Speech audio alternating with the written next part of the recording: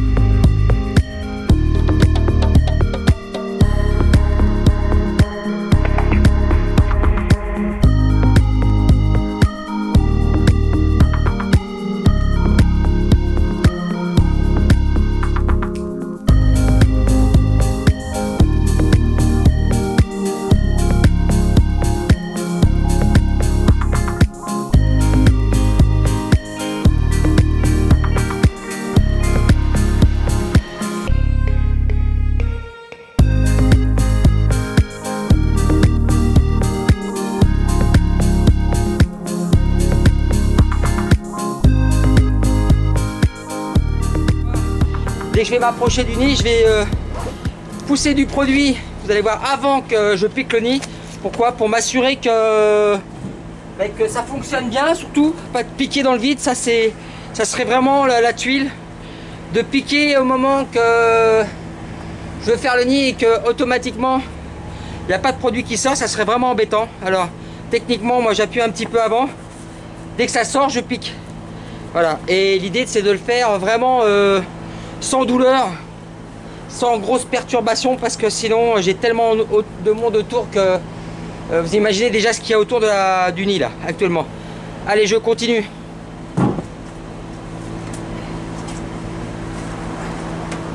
Alors la perche est prête. Vous voyez, je vais pousser du produit et là je pique. Regardez un petit peu. Alors j'aurais pu ne pas le percer, mais je vais percer, ouais. Je vais descendre plus la caméra parce que j'ai l'enseigne. Mais pour vous donner une idée que il y a du passage. Et regardez.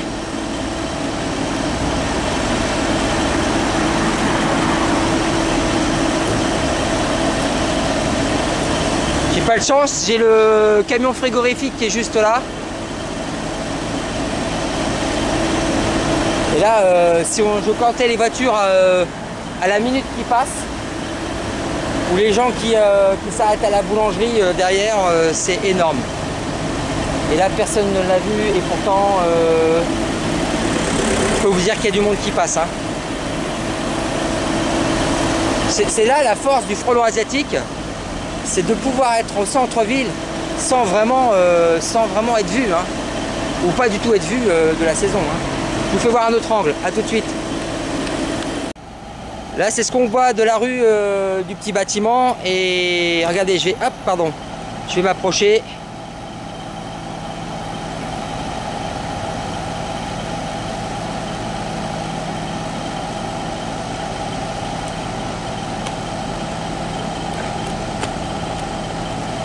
Là, je peux vous assurer que s'il y a un apiculteur juste dans le coin,